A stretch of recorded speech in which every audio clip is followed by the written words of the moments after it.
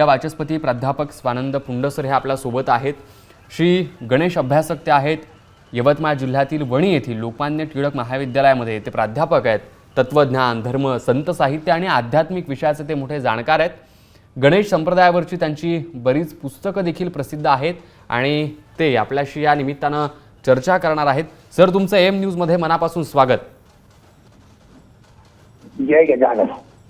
आज सगळीकडे आपण पाहतोय की गणेश विसर्जनाचा जो उत्साह आहे तो सगळीकडे आपल्याला पाहायला मिळतोय। मुंबई असेल, पुणे असेल, नवे महाराष्ट्रभर हे सगळं वातावरण आपण पाहतोय। या सगळ्या संबंधानं आम्ही तुमच्याशी चर्चा करणार आहोत, तुमच्याकडून बरीच माहिती जाणून घेणार आहोत। आज गणेश विसर्जन आहे। भाद्रपद चतुर्थीपासून आपण गणेश उत्सव केला, पण अशाच गणेश जयंती उत्साह जो आहे तो माघ महिन्यात सुद्धा केला जातो। एकाच गणेशाचे दोन जन्मोत्सव कसे, असं मला तुम्हाला विचारायचं, काय सांगाल? निश्चितपणे पहिली महत्वाची गोष्ट की आपल्याला जसे हे दोन जन्म आपल्याला माहिती आहेत, असे केवळ दोनच नाही तर गणपत्य संप्रदायाने अनेक जन्मांचं वर्णन केलं। बरं, इथे जेव्हा जन्म शब्द मी वापरतोय तेव्हा ते वेगवेगळ्या अवताराचा विषय असतो। म्हणजे आता ज्या गणेश जन्माचा विचार आपण करतोय भाद्रपद चतुर्थीपासून पुढच्या दिवसांमध्ये 10 दिवसांमध्ये हा सगळा उत्सव हा मयुरेश्वर जन्माचा उत्सव आहे। बरं, त्यानंतर आपल्याला दुसरा जन्मोत्सव जो माघ महिन्यामध्ये पाहायला मिळतो तो माघ महिन्यामधला गणेशोत्सव हा विनायक जन्माचा उत्सव असतो। हे केवळ दोनच उत्सव आहेत असं नाही, तर गणपत्य संप्रदायामध्ये ज्येष्ठ शुद्ध चतुर्थीला ज्येष्ठराज उत्सव, पुष्टीपती उत्सव आपल्याला वैशाखी पौर्णिमेला पाहायला मिळतो। आणि जी गणेश जन्माची कथा आपण सगळीकडे नेहमी ऐकतो ती गणेश जन्माची कथा खरं तर यापैकी एकाही जन्माची नाही। म्हणजे ना ती भाद्रपद चतुर्थीची कथा आहे ना माघ चतुर्थीची, ती आपल्याला कार्तिक शुद्ध चतुर्थीची कथा आहे, ज्या अवताराला उमांग मलज अवतार असं म्हणतात। म्हणजे भाद्रपद चतुर्थीतला अवतार हा मयुरेश्वर अवतार, माघ चतुर्थीचा अवतार हा विनायक अवतार, ज्येष्ठ शुद्ध चतुर्थीला झालेला शेषात्मज अवतार, पुष्टीपती अवतार वैशाख पौर्णिमेचा, आणि 5वा अवतार मी आता आपल्याला सांगितली तशी ही कथा, ज्या कथेला आपण पार्वतीने अंगावरचा मोळ काढला आणि ज्याला नंतर गणेश मस्तक बसवलं, गजाचं मस्तक बसवलं वगैरे कथा येते, ती सगळी कार्तिक शुद्ध चतुर्थीची कथा। असे 5 गणेश जन्मोत्सव केल्या जातात। अर्थात हे उत्सव झाले, या व्यतिरिक्तही गणेशांचे कितीतरी अवतार गणपत्य संप्रदायाने वर्णन केलेले आहे। नक्कीच आपण पाहतोय की सगळीकडे ज्या ज्या आपण कथा सांगितल्या त्या सगळ्यांना माहिती आहेत, पण आपण म्हणालात तसे गणेशाचे बरेच अवतार आहेत। मग ही जी एकच कथा प्रचलित आहे ती एकच कथा जी ती का प्रचलित झाली? निश्चितपणे कसं आहे, प्रत्येक अवताराची वेगळी कथा शास्त्रांनी दिलेली आहे। म्हणजे आता जसा मयुरेश्वर अवतार सांगितला, या अवताराशी संबंधित आपल्याला माहिती असलेली कथा म्हणजे गिरिजात्मजाची कथा। म्हणजे गिरिजात्मजाच्या तिथे देवी पार्वतीने गणेश माझ्या पोटी पुत्र रूपात यावे यासाठी जे अनुष्ठान केलं, त्यानंतर मयुरेश्वर अवतार झालेला आहे। त्या मयुरेश्वर अवताराची कथा पुराणांनी वेगळी केली। मगाशी सांगितलं तसं विनायक अवताराची वेगळी, पुष्टीपती अवताराची वेगळी। त्या सगळ्या कथांमध्ये ही कथा सर्वाधिक लोकप्रिय झाली तेव्हा सर्वाधिक प्रचलित झाली। त्याचं सगळ्यात महत्वाचं कारण की या सगळ्यांमधून भगवान गणेशांचं परब्रह्म परमात्म स्वरूप जे आहे ते नेमकेपणाने लोकांच्या समोर ठेवता येतं आणि म्हणून ही कथा अधिकाधिक लोकप्रचलित झालेली आहे। नक्कीच आपण पाहतोय की एकूण गणरायाचं जे रूप आहे, गणरायाच्या जन्माच्या ज्या कथा आहेत किंवा महत्त्वपूर्ण असलेल्या ज्या सगळ्या काही गोष्टी आहेत त्या आपल्या सगळ्यांना एका विविध वैशिष्ट्यपूर्ण पद्धतीपर्यंत त्या आपल्यापर्यंत आल्या। आपण सांगितलं तशा प्रमाणात ही एकच कथा का प्रचलित झाली तेही आम्हाला कळलं। पण आपण जर गणरायाकडे पाहिलं तर गणरायाचं जे स्वरूप आहे, एकूण जे रूप आहे, त्यात आपल्याला हत्तीचं मस्तक दिसतं। श्री गणेशांना हत्तीचं मस्तक कसं काय लावलं जातं हा सगळ्यांना पडणारा एक सामान्य प्रश्न आहे। सामान्यांना देखील वाटतं की आपण जर एखाद्या देवाकडे पाहिलं तर त्या देवाचं रूप सामान्यप्रमाणे आपल्या एकूण मानवजातीत ज्या पद्धतीत आपण आपल्याला पाहतो तसं देवाचं स्वरूप आपण प्रत्येकानं पाहिलं, पण गणेशाबद्दल, गणरायाबद्दल मात्र ते एक वेगळेपण आपल्याला जाणवतं। तर श्री गणेशांना हत्तीचं मस्तक कसं काय लावलं जातं याबद्दल काय सांगाल? निश्चित पहिली महत्वाची गोष्ट समजून घेतली पाहिजे की कुठल्याही पुराण कथांनी हे जे प्राणी वापरले हे काही प्रत्यक्ष आजूबाजूच्या निसर्गातल्या प्राण्यांचं मस्तक काढलं आणि एका प्राण्याचं मस्तक आणून लावलं इतका सामान्य अर्थ नसतो.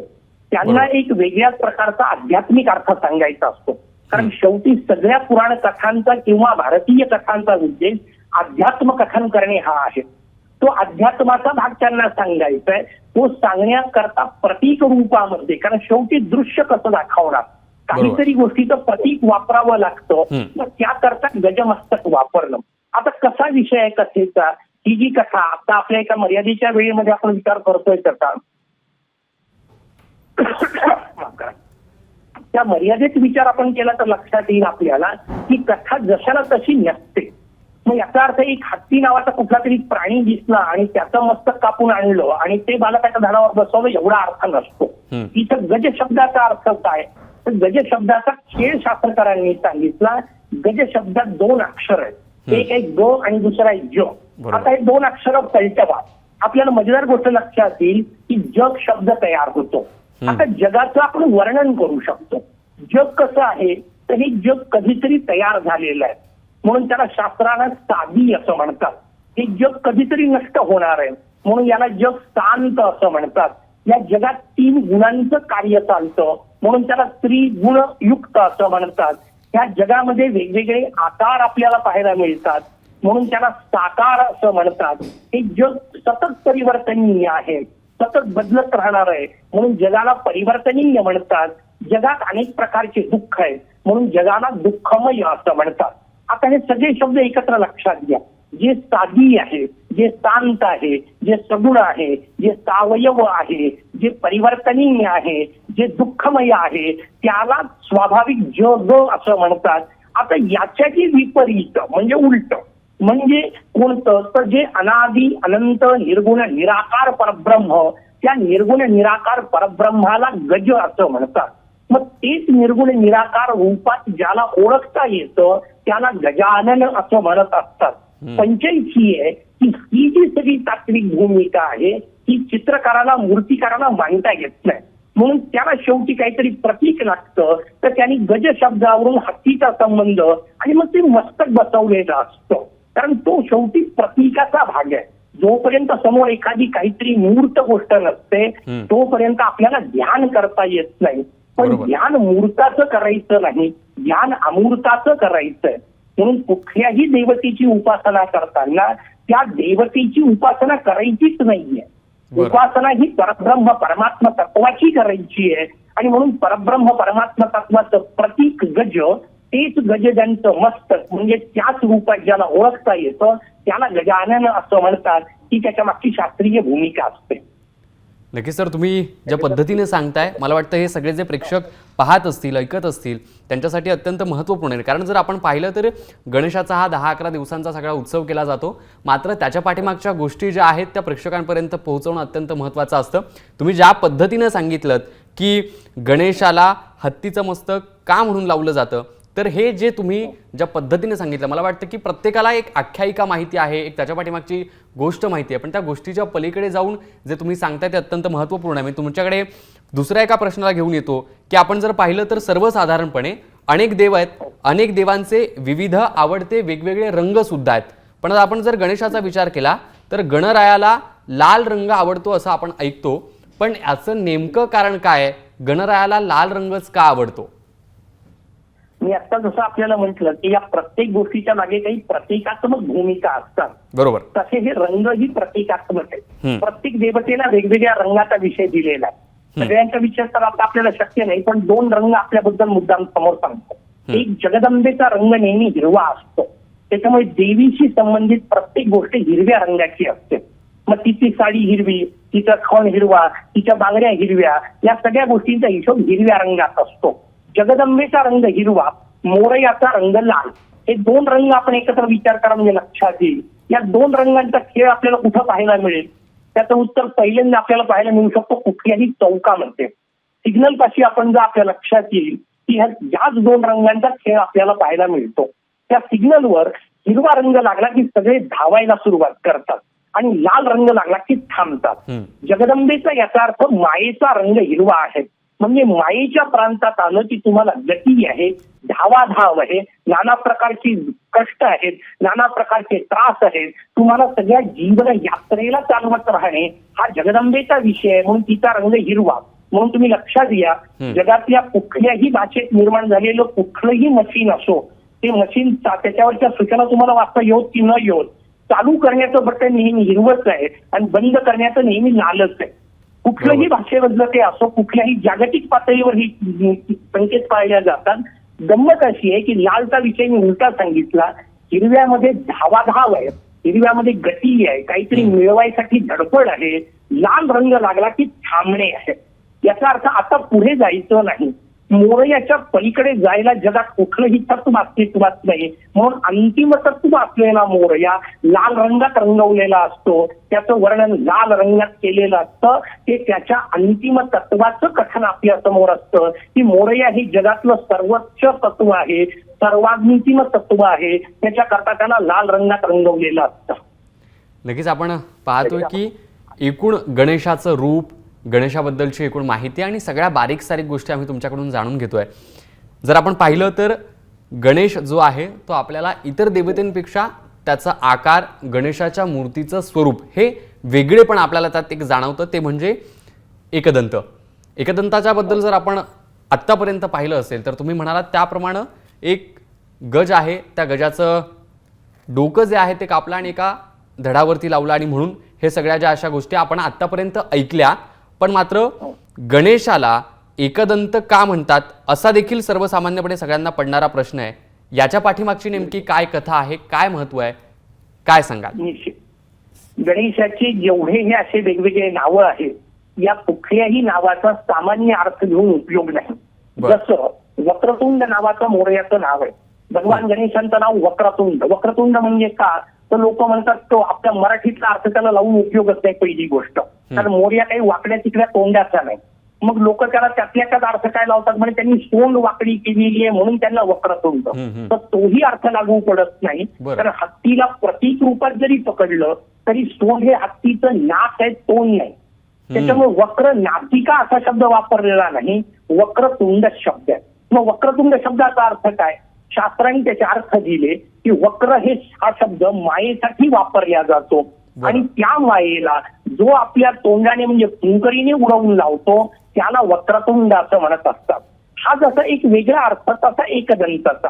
आता एकदंत का म्हटलं की आपल्यापैकी अनेक लोक सांगतील की त्यांचा एक दात तुटलेला आहे म्हणून त्यांना एकदंत म्हणतात. हे वास्तविक आहे का, तर त्याचं उत्तर नाही. का नाही, तर मोरयाचा एक दात जर अर्धा तुटलेला असेल तर मोरयाला दीड दंत म्हणायला पाहिजे, कारण तो एकच कुठं शिल्लक आहे, दीड शिल्लक आहे.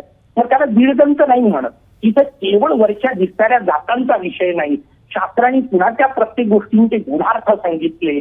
एक हा शब्द मायेसाठी वापरला जातो कारण ती एका असते. एका याचा अर्थ तीन गुणांची एकत्रित अवस्था, त्या मायेला एका असं म्हणतात. आणि तिच्यावर ज्याचा दंत म्हणजे सत्ता चालते, कारण दंत हा सत्तात्मक शब्द सांगितलेला आहे. कारण दंतामध्ये सत्तेचा विचार आपल्या समोर शास्त्राने मांडला. आपण साध्याही व्यवहारात पहा, जेव्हा आपल्याला एखादी गोष्ट ताकद लावून करायची असते तेव्हा आपण आपोआप दात पोट खातो. दाताचा संबंध ताकदीशी आहे. त्या मायेवर ज्याची एकट्याची सत्ता शक्ती चालते त्यांना एकदंत असं म्हणत असतात. आता याच्याशी संबंधित आणखीन एक गोष्ट मुद्दाम पुढची सांगतो. मोरयाचा एक दात तुटलाय सगळ्यांना माहिती आहे, त्याच्याबद्दल प्रश्न नाही. प्रश्न पुढचा आहे, कोणता तुटला, डावा की उजवा? हो, आपण याचा बारीकाईने विचारच कधी करत नाही. मूर्तिकाराला वाटला तो, चित्रकाराला जमला तो, असं नाही. शास्त्रकारांनी त्याचीही हिशोब सांगितले. भगवान गणेशांचं एक सहस्रनाम आहे, त्या सहस्रनामामध्ये मोरयाचे दोन सुंदर नावं दिले. एक नाव आहे भग्न वाम रदाय नमः, दुसरं नाव आहे तुंग सव्य दंताय नमः.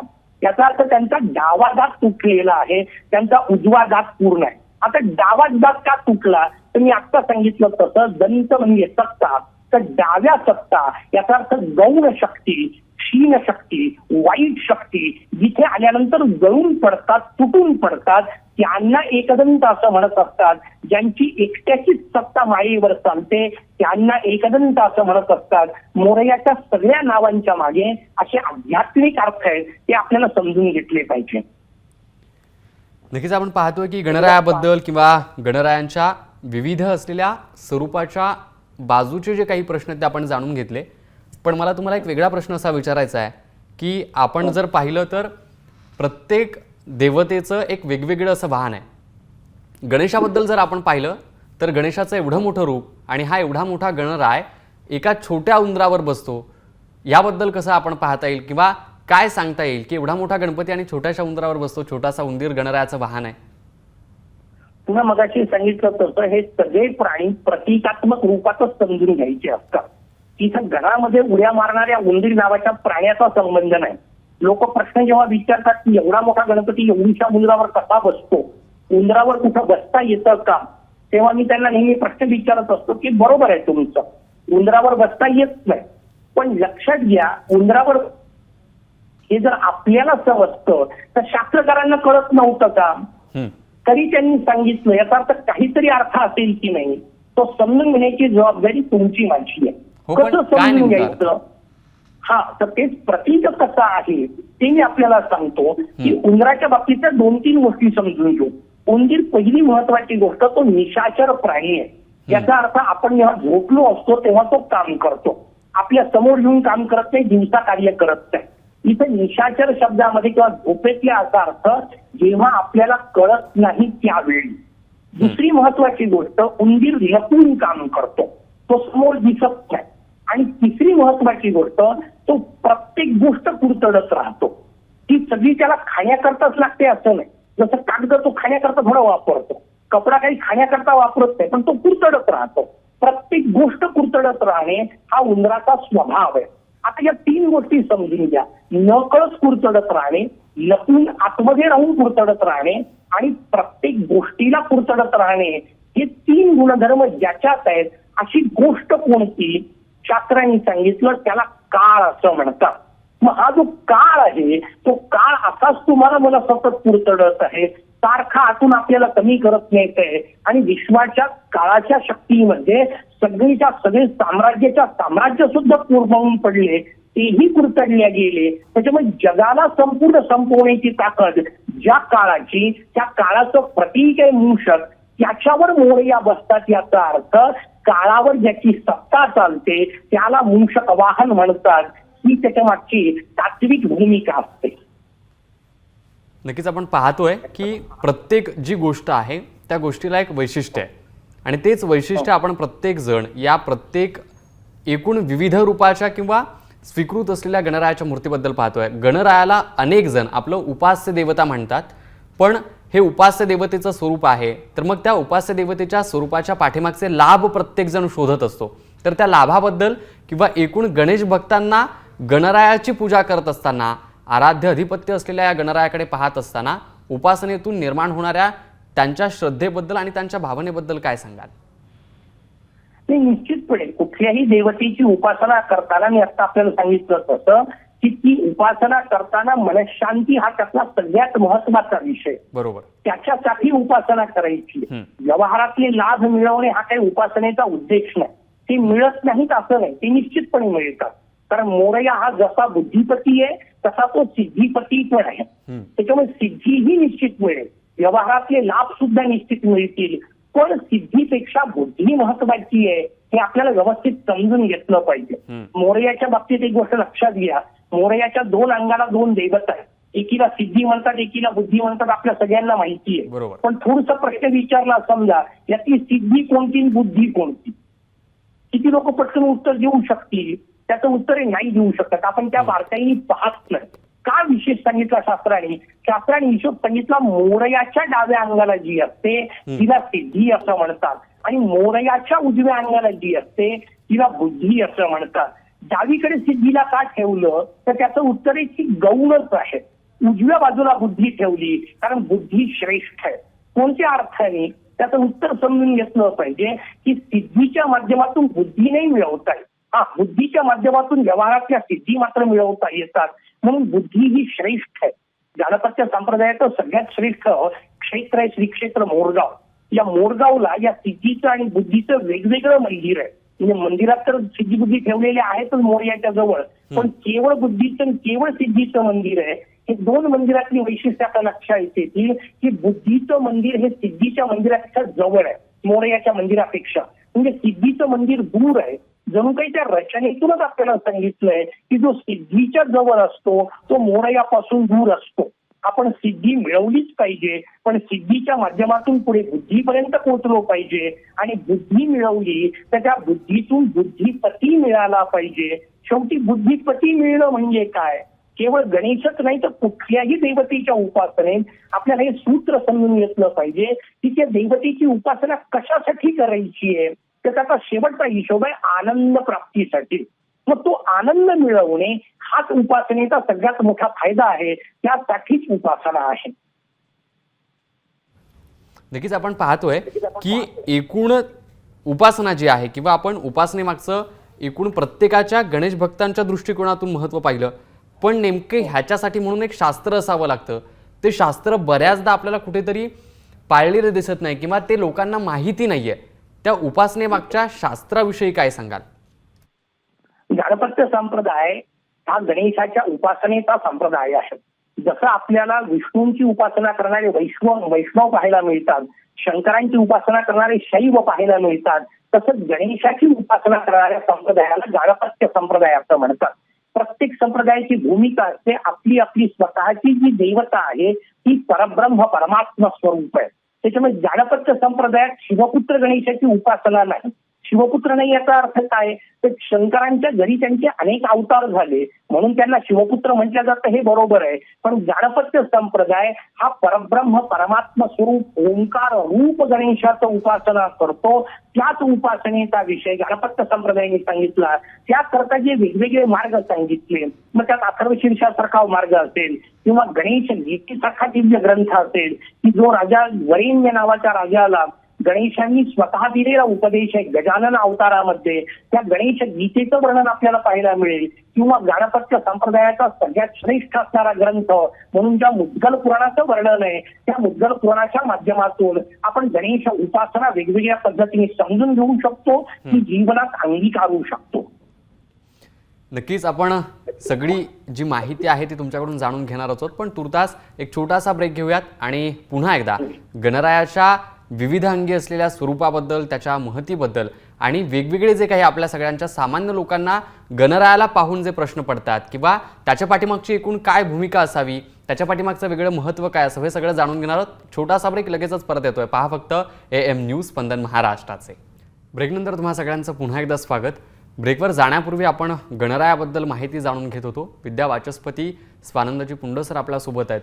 आपण त्यांच्याकडून अजूनही माहिती जाणून घेऊ शकतो. वेगवेगळे जे आपल्याला पडलेले प्रश्न असतात, सामान्यपणे आपल्याला या अनेक छोट्या छोट्या प्रश्नांची उत्तरं मिळत नाहीत, पण आज गणेश विसर्जनाच्या या सोहळ्याच्या निमित्तानं आपण ते सगळे प्रश्न AM न्यूजवरती त्या प्रश्नांची उत्तरं ऐकतोय, गणरायाबद्दल जाणून घेतोय. सर, मला तुम्हाला विचारायचं आहे की गणरायाबद्दल आपण तर सगळ्या प्रश्नांची उत्तरं ऐकतो आहोतच, मात्र जर गणरायाला समजून घ्यायचं असेल तर नेमकं कशा पद्धतीनं समजून घेता येईल, काय सांगाल? नाही, प्रश्न जरा पुन्हा कृपया विचारा. मला तुम्हाला असं विचारायचं आहे की गणरायाबद्दल आपण माहिती मात्र सगळी जाणून घेतो आहोत, पण त्याच्या पलीकडे जाऊन जर एकूण गणेशाला समजून घ्यायचं असेल तर त्या गणपती बाप्पाला नेमकं समजून कसं घ्यायचं? पहिली महत्वाची गोष्ट की कुठल्याही देवतेला समजून घेताना सर्वप्रथम त्याच्या सगुण रूपाला समजून घ्यावं आणि मग सगुणाच्या माध्यमातून पुढे निर्गुणापर्यंत पोहोचायचं असतं. जसं राष्ट्रगुरु समर्थ रामदास स्वामींनी सांगितलं, सगुणाची आधारे निर्गुण पाहिजे निर्धारे. तुम्हाला पहिल्यांदा सगुण तत्व समजून घेतलं पाहिजे. गणेशाच्या सगुण तत्वाला समजून घ्यायचं असेल तर सगळ्यात चांगला मार्ग आहे गणेश पुराण. म्हणजे मुद्गल पुराणाचा उल्लेख मी आपल्या समोर केला, पण मुद्गल पुराणाच्या आधी गणेश पुराण समजून घ्यावं. गणेश पुराणामध्ये मोरयाच्या विविध अवतारांचं जे वर्णन मी आपल्या समोर पूर्वी केलं, त्या अवतारांच्या कथा दिलेल्या आहेत. त्याच्या आधी मग गणेशाला चतुर्थीच कशी करायची, चतुर्थीचं नेमकं महात्म्य काय, गणेशाला दुर्वा कशा समर्पित करायच्या, इत्यादी ज्या विविध कथा असतात ज्या उपासनेशी संबंधित आहेत. कारण पहिल्यांदा बाह्य उपासनाच होऊ शकते. त्यामुळे पहिल्यांदा आपण मूर्तीची बाह्य उपासना करण्यासाठी जे काय लागतं ते आपल्याला गणेश पुराण सांगतं. आणि मग ज्या गणेशाची आपण उपासना करतो त्या गणेशाचं वैभव समजून घ्यावं म्हणून मुद्दाम आपल्याला गणेश पुराणाने पुढच्या क्रीडाखंड नावाचा त्यांचा जो भाग आहे, कारण गणेश पुराणात 2 भाग आहेत, उपासनाखंड आणि क्रीडाखंड.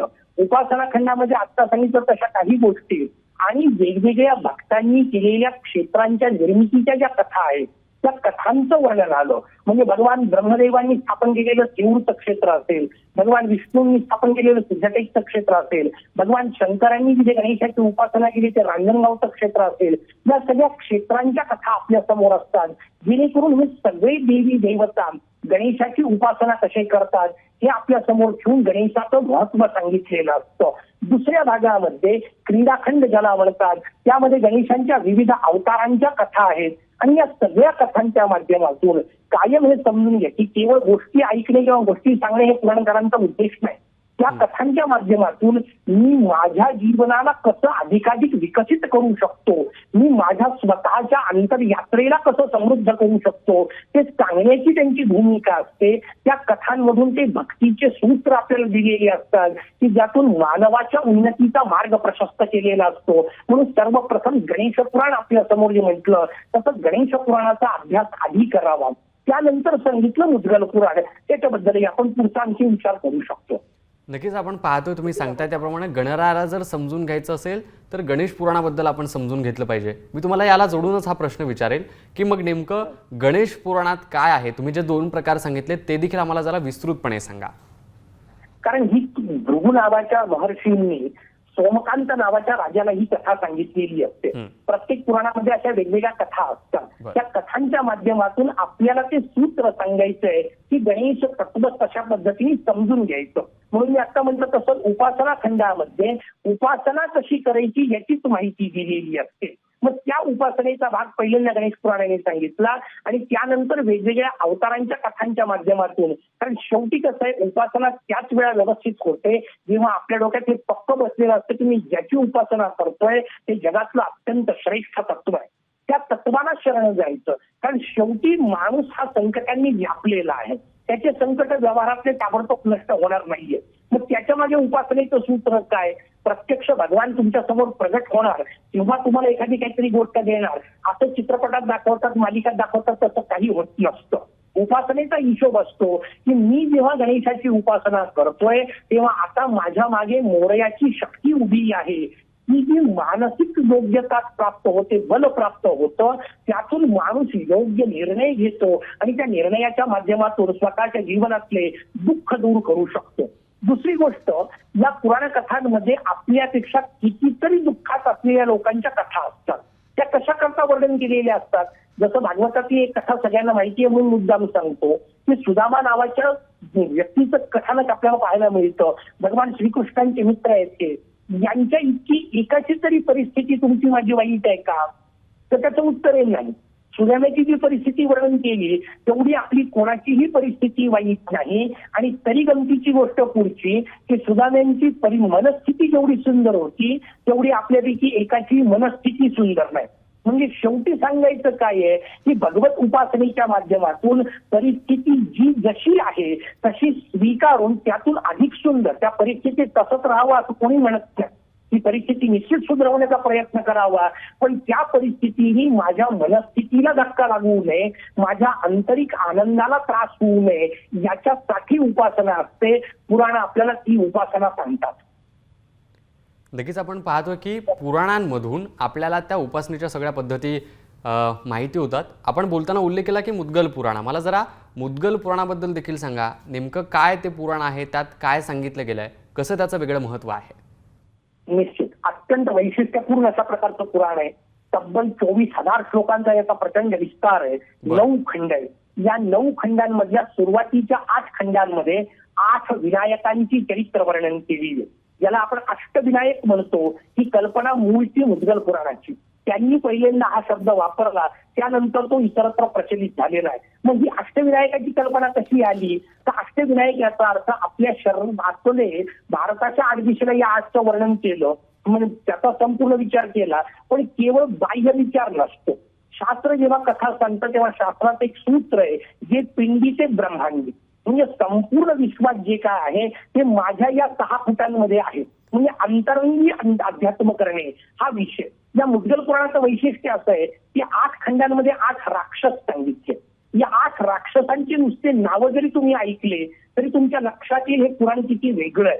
काय काय नावं आहेत. पहिल्या खंडामध्ये तर राक्षसाचं नाव आहे मत्सरासूर, दुसऱ्या खंडात मदासूर, तिसऱ्यात मोहासूर, चौथ्यात लोभासूर, पाचव्यात क्रोधासूर, 6व्या खंडात कामासूर, 7व्यामध्ये ममासूर, 8व्यामध्ये अहंकारासूर. नुसते नावं ऐकले तरी आपल्या लक्षात येईल हे पुराण किती वेगळं आहे.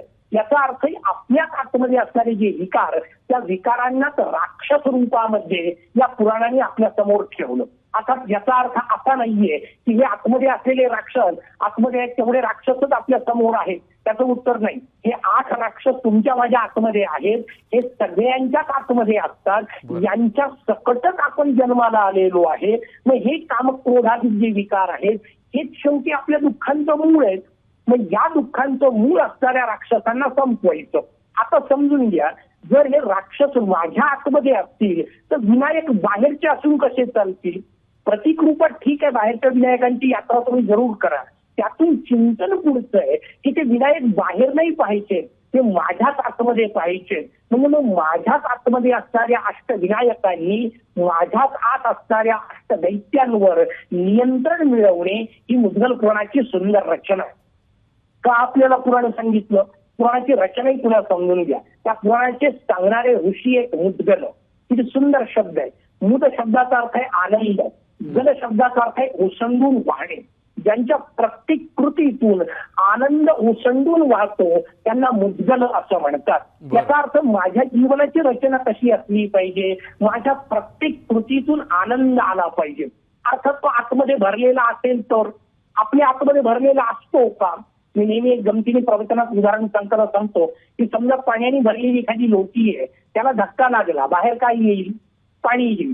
दुधाच्या भांड्याला धक्का लागला, बाहेर काय येईल? दूध येईल.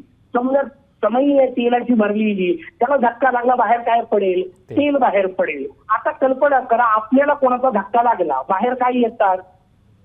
त्याचं उत्तर तोंडातून आपोआप शिव्याच येतात. मग मला सांगा, जर तुमच्या माझ्यासारख्या माणसाला धक्का लागल्याने शिव्याच बाहेर पडत असतील तर याचा अर्थ आतमध्ये भरलेलं काय आहे? आणि मग जर आतमध्ये शिव्याच भरलेल्या आहेत याचा अर्थ वाईटच भरलेलं असेल तर आपल्याला भगवत तत्वाची प्राप्ती कशी होईल? मग आतमध्ये भरलेल्या या वाईटाला बाहेर करून मुद्गल होणे, याचा अर्थ माझ्या आतून आनंद ओसंडून वाहणे, याच्यासाठी पुराणाची सगळी रचना सांगितलेली असते. त्या दृष्टीने पुराण आपल्याला समजून घ्यायचंय. मग मुद्गल पुराणाची ही रचना आपल्याला त्याच्यासाठी आहे. अर्थात समजून घ्या. नक्कीच आपल्याला शास्त्र आहे. हा बोला. आपण पाहतोय गणरायाबद्दल आपण जाणून घेतलं, गणेश पुराण असेल, मुद्गल पुराण असेल, ह्या सगळ्यांबद्दल आपण गोष्ट करतोय. पण मला एक तुम्हाला जरा वेगळा प्रश्न विचारायचा. आता सगळीकडे जर आपण पाहिलं तर हा सगळा जो उत्साह आहे तो विसर्जनाचा उत्साह आहे. प्रत्येक जण आज आपापल्या बाप्पाला निरोप देतोय. तर मग गणेशाचं विसर्जन न करता आपण ती जी काही प्राणप्रतिष्ठापना केलेली मूर्ती असते ती घरी ठेवू शकतो का? नाही. शास्त्राने एकतर 2 गोष्टी महत्वाच्या दिल्या. एक तर हे नैमित्तिक व्रत आहे. नैमित्तिक व्रत याचा अर्थ सध्या पुरतं करायचं, म्हणजे त्या दिवशी पुरतं करण्याचं ते व्रत आहे. मग त्या दिवशी पुरतं याचा अर्थ नंतर हा उत्सव 10 दिवसाचा आला, हा पुढचा विषय. पण एका दिवसापुरतं, एका ठराविक काळापुरतं. आता व्रत जेव्हा काळापुरतं असतं तेव्हा त्यात विसर्जन निश्चितपणे आहे. मग हे याच देवतेचं नाही, कुठल्याही देवतेच्या विसर्जनाचा विषय येतो. काय येतो समजून घेतलं पाहिजे. मुळात आपले हे संपूर्ण निर्मिती झाली कशी? शास्त्राने सांगितलं, परमात्म्यापासून आकाश निर्माण झालं, आकाशातून तेज निर्माण झालं, तेजातून वायू निर्माण झाला, वायूतून जल, जलातून पृथ्वी, अशा पद्धतीने एक एक तत्व निर्माण झालं. आणि हे सगळे तत्व निर्माण झाल्यानंतर त्या पृथ्वीपासून तुमचा माझा मानवी देह जन्माला आला, प्रगट झाला, तयार झाला. याचा अर्थ आपण सगळे तयार होत होत मातीपासून तयार झालो. म्हणजे शेवटी पार्थिव तत्व हे तुमचं माझंही आहे. आता जेव्हा परत जायचंय याचा अर्थ पुन्हा परमात्मा तत्वापर्यंत जर पोहोचायचं असेल तर मातीला जलात विसर्जित करणे. कारण मृत्तिका तत्व जलात, जल तत्व पुढच्या तत्वात जातं, ही शास्त्रांनी पद्धती सांगितली. आता विषय लक्षात घ्या की कालपर्यंत आपण एक मूर्ती केली, त्या सुंदरतम मूर्तीचं आपण पूजन केलं आणि आता मात्र विसर्जन का करायचं? त्याचं उत्तर की एखादी मूर्ती कितीही सुंदर असली तरी पहिल्यांदा लक्षात घ्या त्या मूर्तीच्या सगुण साकारतेमध्ये अडकणे हाच एक वेगळा बंध आहे आणि तोही आपल्याला सोडता आला पाहिजे. कारण शेवटी सगुणत्वाचा त्याग करायचा आहे. मूर्ती सगुण साकार आहे, म्हणून ती सगुण साकार असलेली मूर्ती आता विसर्जित करायची. जेव्हा तुम्ही ती मातीची मूर्ती जलामध्ये विसर्जित करता तेव्हा ती आता व्यापक होऊन जाते, सगळीकडे पसरते. आता माती नेमकी मूर्तीची कोणती बाहेरची कोणती हे कळायला मार्ग नाही. तो मार्ग नसल्यामुळे आपल्याला सगळीच माती जणू काही माझ्या मोरयाचीच आहे असा विषय करू शकतो आपण. आणि त्या दृष्टीने आपण त्या मूर्तीच्या माध्यमातून जे तत्व कालपर्यंत फक्त एका मूर्तीच पाहिलं होतं ते आता आपण संपूर्ण विश्वास पाहायला शिकणे, याला खरं तर विसर्जन असं म्हणतात. त्या दृष्टीने विसर्जन केलं पाहिजे. नक्कीच सर, आपण आत्तापर्यंत जी माहिती तुमच्याकडून जाणून घेतली ती तर अगदी वैशिष्ट्यपूर्ण आहेच, पण अजून देखील जे काही वेगवेगळे प्रश्न आहेत ज्या आपल्याला गणरायाबद्दल, गणरायाचं स्वरूप पाहिल्याबद्दल नंतर जे काही प्रश्न निर्माण होतात त्या प्रश्नांबद्दल आम्ही तुमच्याकडून जाणून घेणार आहोत. एक छोटासा ब्रेक घेऊयात, लगेच परत येतोय. पहा फक्त AM न्यूज स्पंदन महाराष्ट्राचे. आपण गणरायाबद्दल जाणून घेतो आहोत. ब्रेकवर जाण्यापूर्वी आपण असं म्हणालो होतो की गणरायाला जेव्हा आपण पाहतो, गणेशाची मूर्ती जेव्हा आपण पाहतो तेव्हा आपल्याला आनंदित तर वाटतंच. गणेशाची 108 नावं आहेत, पण मी पुन्हा सरांकडे येतो. सरांना मला असा प्रश्न विचारायचा आहे की गणरायाला पाहिल्यानंतर आपल्याला आनंद मिळतो, पण गणरायाची 108 नावं आहेत, त्या 108 नावांपैकी कोणती अशी नावं आहेत जी आपल्याला आनंद मिळवून देतात? नाही, 108चाच विषय नाही, सहस्रनाम सुद्धा दिलेलं असतं. याचा अर्थ 1000 नावांचा उल्लेख असतो. बरं, एकच केवळ सहस्रनाम आहे असं नाही, तर शास्त्राने 5-6 वेगवेगळे सहस्रनाम दिलेली आहेत. अर्थात हे कितीही नावं असले तरी शेवटी एकच नाव कुठलं तरी घ्यायला शास्त्राने सांगितलंय. बरं, जे कोणतं तुम्हाला आवडतं नाव असेल. कारण शास्त्राने पहिली महत्वाची गोष्ट सांगितली की उपासना ही नेहमी एकत्वाने केली जावी. एकत्वाने याचा अर्थ काय की एकच देवता, त्या एकाच देवतेचं एकच नाव घेत राहावं. उगीच आपलं आज हे नाव घेतलं उद्या ते नाव घेतलं अशी रचना शास्त्राने सांगितलेली नाही. असं करू नये. का करू नये? एक लहानचं उदाहरण सांगतो, म्हणजे आपल्याला नेमका त्यातला भाव कळेल. पूज्य स्वामी विवेकानंद सांगतात की समजा 50 जागी तुम्ही 2-2 फूट खोदलं तर तुम्हाला 100 फूट खोदण्याची मेहनत तर होईल, पण पाणी लागणार नाही. पाणी लागायचं असेल तर एकाच जागी तुम्हाला 100 फूट खोदावं लागेल. तसं कुठलंही एक नाव घ्यावं आणि त्या एकाच नावाचं सतत चिंतन करत राहावं, सतत त्याच्यावर अनुष्ठान करावं, अनुसंधान करावं. त्यातून आपल्याला आनंद मिळणार आहे. भगवंताच्या कुठल्याही नावातून आनंदच मिळणार आहे. कारण मुळात भगवान आनंद स्वरूप आहे. तो आनंद रूप असल्यामुळे आपण त्याच्या जवळ गेलो की जसं अग्नीच्या जवळ गेल्यानंतर उष्णता मिळते, जशी बर्फाच्या जवळ गेल्यानंतर थंडी मिळते, तसं मोरयाच्या जवळ गेला की आनंद मिळणे हा स्वाभाविक परिणाम आहे. आणि आपण व्यवहारातही हे समजून घेतलं पाहिजे की कसं आहे, दुःख कोणालाच नाही असं नाही. अगदी ऋषीमुनींच्याही जीवनात काही ना काही दुःख आहेच. किंवा भगवान सुद्धा जेव्हा अवतार घेऊन येतात त्यांच्याही समोर समस्या येतात. समस्या नसलेलं जीवन नसतं. आपल्याला पुढचं समजून घ्यायचंय की अशा समस्या जरी तुमच्या माझ्या वाट्याला आल्या तरी माझा आनंदाचा काळ निदान वाढवता आला पाहिजे. म्हणजे कालपर्यंत मी जर 24 तासांपैकी 20 तास दुःखी असेल आणि 4च तास आनंदी असेल तर आता साधनेने हळूहळू 20 तास आनंदी आणि 4च तास दुःखी एवढं ते निदान करता आलं पाहिजे. हा आनंदाच्या प्राप्तीचा जो विषय आहे तो उपासनेचा भाग आहे. जीवनातला आनंदाचा काळ अधिकाधिक वाढवत नेणे आणि मग अगदी शेवटी 24 तास आनंदी अवस्थे असणे याला उपासना असं म्हणतात.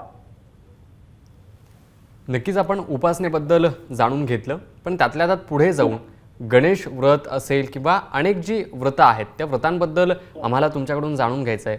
गणेश व्रताबद्दल काय वैशिष्ट्य आहे, काय महत्त्व आहे, ते कशा पद्धतीने आपण साध्य करू शकतो आणि त्या माध्यमातून आपल्याला काय काय करता येऊ शकतं, काय सांगाल? अनेक प्रकारचे व्रत गणपती संप्रदायात सांगितले. जसं सगळ्यात महत्वाचं व्रत आहे चतुर्थी व्रत, जे सगळ्यांना आपल्याला. अर्थात चतुर्थी याचा अर्थ कुठलीही एक तिथी पकडली आणि त्या तिथीपुरता विचार नाही, म्हणजे तो निश्चितपणे करायचाच आहे. पण केवळ खाण्यापिण्याचे पदार्थ बदलवणे याला उपवास म्हटलं नाही. उपशब्दाचा अर्थ आहे जवळ आणि वास शब्दाचा अर्थ आहे राहणे. भगवंताच्या जवळ जाणे, भगवंताच्या जवळ राहणे आणि भगवंताच्या जवळ याचा अर्थ आनंदाच्या. ही जी भूमिका आहे त्याला उपवास असं म्हणतात. चतुर्थी आपल्या सगळ्यांना माहिती आहे, पण एवढेच व्रत आहेत का तर त्याचं उत्तर आहे नाही. चैत्र शुद्ध द्वितीयेपासून फाल्गुन महिन्यापर्यंत जाणपत्य संप्रदायात गणेशांच्या अनेक व्रतांचं वर्णन केलेलं आहे. त्यातली जे जे व्रत आपल्याला करता येऊ शकतील त्यांचं निश्चितपणे अनुष्ठान करावं. त्यातून वेगवेगळ्या प्रकारच्या उपासना कराव्यात आणि स्वतःच्या जीवनाला उन्नत करावं. बरोबर. आणि याच सगळ्या दृष्टिकोनातून चतुर्थी देखील, गणेश चतुर्थी ही एकच चतुर्थी नाही, तर तुम्ही सांगितलं त्याप्रमाणे वेगवेगळे चतुर्थीचे देखील प्रकार आहेत. गणेश चतुर्थीबद्दल आणि संकष्ट चतुर्थीबद्दल काय सांगाल? नेमकं गणेश चतुर्थीचं काय महत्व आहे आणि संकष्ट चतुर्थीचं काय महत्व आहे? गणेश चतुर्थी म्हणजे ज्या दिवशी गणेशांचे जन्मोत्सव आपण केले, आता सुरुवातीला आपण सांगितलं तसं की माघ चतुर्थी, भाद्रपद चतुर्थी, ज्येष्ठ चतुर्थी यांना आपण गणेश चतुर्थी म्हणतो. शुद्ध पक्षाची चतुर्थी येते, याचा अर्थ अमावास्येनंतर येणारी चतुर्थी, तिला वरद गणेश व्रत असं म्हणतात. ती शुक्ल चतुर्थी असते, शुद्ध चतुर्थी असते. कृष्ण पक्ष, याचा अर्थ पौर्णिमेनंतर 4 दिवसांनी येणारी जी चतुर्थी, तिला संकष्टी चतुर्थी असं म्हणतात. दोन्ही प्रकारच्या चतुर्थींचे व्रत शास्त्रांनी सांगितलेले आहेत. त्यांच्या उपासना वेगवेगळ्या रीती, वेगवेगळ्या पद्धती सांगितलेल्या आहेत. अर्थात हे सगळं जरी असलं तरी सगळ्यात शेवटी महत्वाचं कुठल्याही पद्धतीने गणेश चिंतन होत राहावं, हा त्यातला सगळ्यात महत्वाचा भाग आहे. कारण ते चिंतनच तुम्हाला हवा तो वर देणार, म्हणून ती चतुर्थी वरदा होते. किंवा ते चिंतन तुमच्या आयुष्यातले संकट दूर करणार, म्हणून ती संकष्टी होते. गणेश चिंतन सगळ्यात महत्वाचं. बरोबर. त्या गोष्टीचं ते वैशिष्ट्य आहे, त्याच्या पाठीमागे काहीतरी महत्त्व आहे आणि म्हणून ते त्या पद्धतीनं स्वीकृत केलं जातं. पण अशी देखील एक पद्धत आहे की आपण गणेश मूर्तीचं विसर्जन करतो, निर्माल्य असेल त्याचंही विसर्जन करतो. आता सगळीकडे विसर्जनाची सगळी धामधूम आपण पाहतोय. पण एक असं बोललं जातं की गणेश मूर्ती जी आहे ती वाहत्या पाण्यात विसर्जित केली जावी, किंवा वाहत्या पाण्यात तुमचं जे निर्माल्य असेल ते वाहिलं जावं, किंवा तिथे ते विसर्जित केलं जावं. याच्या पाठीमागचं नेमकं काय शास्त्र आहे किंवा काय आख्यायिका आहे, काय महत्व आहे की गणेश मूर्ती ही वाहत्या पाण्यात विसर्जित केली जावी? वाहत्या पाण्याचा विषय शास्त्राने जो सांगितलेला होता तो प्रवाह असणे हा त्यातला महत्वाचा विषय. बरं. कारण जलतत्वाचा संबंध प्रवाहाशी आहे. प्रवाह हा त्यातला महत्वाचा भाग का सांगितला तर मृत्तिका याचा अर्थ स्थिर तत्व आहे. ही जी स्थिर झालेली अवस्था त्याला आपण चलित असली पाहिजे, प्रवाहित असलं पाहिजे. जीवन केवळ उपासनेत याचा अर्थ कर्मकांडाच्या गोष्टींमध्ये बंदिस्त होता उपयोगी नाही. कर्मकांडाचं निश्चित महत्व आहे, त्या प्रत्येक गोष्टीला एक मूल्य आहे. पण त्या मूल्यांमध्ये जर अडकून पडले आणि जर ते जीवन प्रवाहित नसेल, जर तुमचं जीवन भगवंताच्या दिशेने प्रवाहित होत नसेल तर नेमकं उपयोगाचं नाही. म्हणून आपल्यापैकी अनेकांचं वर्णन करताना मी नेहमी सांगत असतो की आपल्यातल्या अनेकांच्या जीवनाची अवस्था त्या ट्रेडमिल सारखी असते. आपण त्या ट्रेडमिलवर उचडतो, बराच वेळ धावतो आणि बराच वेळ धावल्यानंतर खूप घाम येतो, दम लागतो, अगदी छाती फुटायची वेळ येते. शेवटी माणूस खाली उतरतो. पण कुठे उतरतो त्याचं उत्तर आहे जिथून चढला तिथंच उतरतो. त्याचा अर्थ पुढं कुठेच गेला नाही. मेहनत निश्चित झाली, श्रम निश्चित झाले, त्याचा व्यायामाच्या दृष्टीने काय फायदा असेल तो वेगळा, त्याच्याबद्दल नाही म्हणत आहे. पण या सगळ्या गतीनंतर जर प्रगती झालेली नसेल, याचा अर्थ जीवनात पुढे गेलेला नसेल तर त्या धावपळीचा उपयोग काय? जीवनात तुमची माझी सगळी धावपळ ही अशीच पाहायला मिळते. खाणे पिणे झोपणे ही जी आहार निद्रा भयमैथुनंच याच याच्यामध्ये जर आपण धावत असू तर मग आपण पुढे कुठे गेलो? उपासना आपल्याला या सगळ्याच्या पलीकडे जायला शिकवते. कारण भगवंतानी तुम्हाला मला निर्माण करताना माझं पोट खाली तयार केलंय, पोटाच्या वर मन तयार केलंय, मनाच्या वर बुद्धी तयार केलेली आहे. ही रचना आपल्याला समजून घेतली पाहिजे. पोटाची गरज सगळ्यांनाच आहे, पण पोटापुरतच जगतो त्याला माणूस म्हणत नाही. पोटाच्या वर जाऊन तो मनापर्यंत पोहोचला पाहिजे, मनाच्या वर जाऊन बुद्धीपर्यंत पोहोचला पाहिजे आणि बुद्धीच्या माध्यमातून बुद्धिपतीचं चिंतन घडलं पाहिजे. त्यासाठी उपासना असते. नक्कीच आपण तुमच्याकडून ही सगळी माहिती जाणून घेतलेली आहे. धन्यवाद सर, तुम्ही तुमचा वेळ दिलात आणि अगदी महत्त्वपूर्ण दिवशी ही सगळी महत्त्वपूर्ण जी असलेली माहिती आहे ती आमच्या सगळ्या प्रेक्षकांना दिली. AM न्यूजला वेळ दिल्याबद्दल तुमचे मनापासून आभार.